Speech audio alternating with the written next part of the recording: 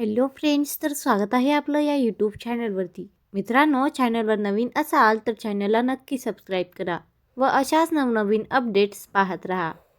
तर मित्रांनो, व्हिडिओ चालू करण्याआधी तुम्हाला व तुमच्या परिवाराला नववर्षाच्या मनापासून शुभेच्छा. चला तर मग व्हिडिओला सुरुवात करूया. तर आता इकडे मालती जी आहे ती राणीला धमकावत असते की आमच्या घरामधून निघून जा. आणि इकडे राणीच्या आईचं ऑपरेशनही झालेलं असतं आणि राणीच्या आई बुवा आता वस्तीमध्ये राहत असतात. बुवा आता आईची काळजी घेत असतात. त्यामुळे राणी आता इंद्राच्याच घरी राहते. इकडे इंद्रा व राणी एकत्र राहतात. त्यामुळे मालतीला खूपच तिच्या मनामध्ये चिडचिड होत असते.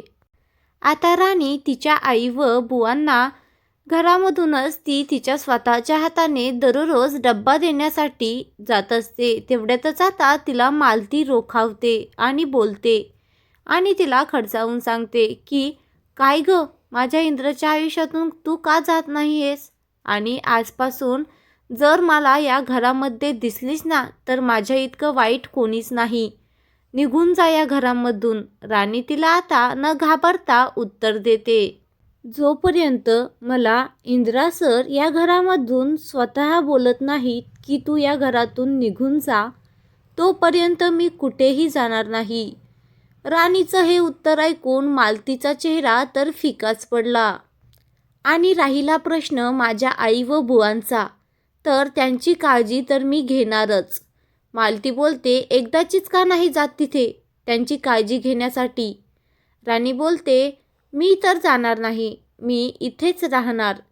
मालती राणीचे हे उत्तर ऐकून स्पष्ट सांगत असते की आता मी काय करू या मुलीचं? या मुलीला या घरातून बाहेर हकलण्यासाठी काय काय नाही केलं मी. तेवढ्यातच इंद्रा हे सर्व काही ऐकत असतो. मालती आता इंद्राला पाहून खूपच घाबरते की इंद्राने हे सर्व काही ऐकलं तर नसेल ना. पण इंद्राने सर्व काही ऐकलेलं असतं. आणि आता इंद्रा मालतीला बोलू लागतो की आई, बस कर तुझं हे नाटक आता. आणि तुझ्यात माणुसकी आहे की नाही ग? तुला काही कळतंय का? राणीचे आई बुवा मुद्दामून आजारी नाही पडले आणि तू काय सारखं सारखं राणीला हाकलून देत आहेस इथून? ती इथेच राहणार, राणी कुठेही जाणार नाही, असं इंद्रा बोलत असतो. हे बघ आई, तुला शेवटचं सांगतोय मी की राणीची आई व बुवा मुद्दामून आजारी नाही पडलेत. तू जर आजारी पडली असतीस ना तर तुझीही मलाच काळजी घ्यावी लागली असती की नाही? मग मीही तुला म्हणलो असतो का की तू नाटक करत आहेस म्हणून? नाही ना.